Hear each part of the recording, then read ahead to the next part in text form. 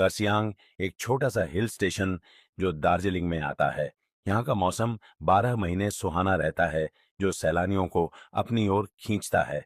यहाँ का मौसम जितना मनमोहक है, उतना ही वहां पर हुए हॉन्टेड घटनाएं लोगों को दहशत में रखता है। कर्सियांग में दो जगह है, एक विक्टोरिया बॉयज स्कूल और उसी से सटा हुआ डॉव हिल जंगल। लोकल लोगों का कहना है कि स्कूल के बंद होने के बावजूद उसमें लड़कों के खेलने की, चलने की और भयानक चीखें सुनाई देती हैं। इसी के पास डॉव हिल जंगल है, जहां कई मर्डर हुए हैं और अप्राकृतिक मृत्यु हुई है, जिसका कारण पता नहीं चल सका है। यहाँ पे आत्महत्या की घटना भी बहुत होती है। ये जंगल अपने आप में कई राजों राजों को सिमटे हुए है। ये जंगल इतना घना है कि दिन में भी आप रात अनुभव कर सकते हैं। यहाँ पे एक रोड है जो डॉव हिल जंगल से ऑफिस तक जाती है, जिसे मृत्यु रोड कहा जाता है। यहाँ पे कई लोगों ने एक लड़के का भूत देखा है जिसका सर नहीं है। एक दिन एनी को डॉव हिल के बारे में पता चलता है और वो इंडिया आ जाती है डॉव हिल की सच्चाई पता करने। एनी हॉन्टेड जगहों पे जा जाकर उसके हॉन्टेड होने या न होने की सच्चाई कैमरे में कैद करके सोशल मीडिया पर डाला करती थी। एनी अपनी खोज रात को करती थी, लेकिन क्योंकि वो दिन को ही कर्सियांग पहुंच गई थी, तो उसने लोकल लोगों से डॉव हिल के बारे में पूछना शुरू कर दिया। एनी ने नोटिस किया कि डॉव हिल के बारे में पूछते ही लोगों के चेहरे का रंग उड़ जा रहा है। एक आदमी ने उसे बताया कि वो कभी उस सर कटी लाश को नहीं देख पाएगी और वो उसे वापस लौट जाने को कहा।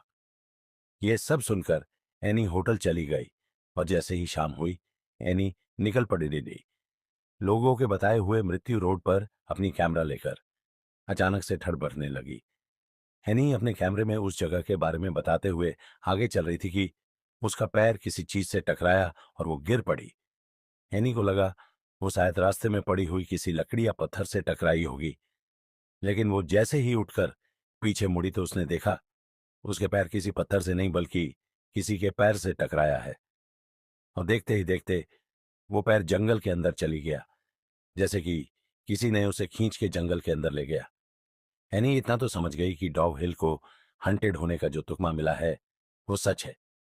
अब एनी को डर लगने लगा था, लेकिन उसकी छानबीन अभी भी पूरी नहीं हुई थी।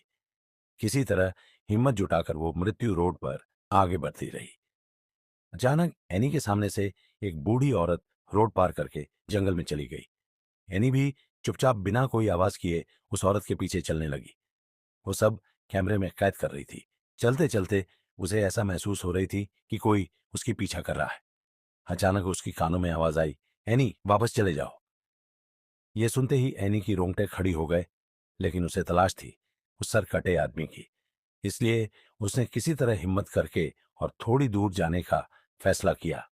थोड़ी दूर जाकर जब वो वापस मुड़ी, तो उसने देखा जंगल में घने पेड़ों के बीच से दो लाल आंखें उसे देख रही हैं।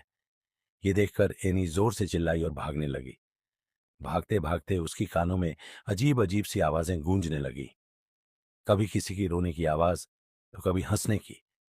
किसी तरह एनी उस डेथ रोड से बाहर निकल आई और होटल चली गई।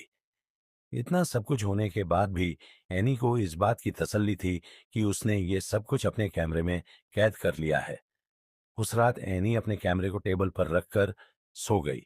1 घंटे बाद एनी को फिर से वही अजीब अजीब आवाज सुनाई देने लगी।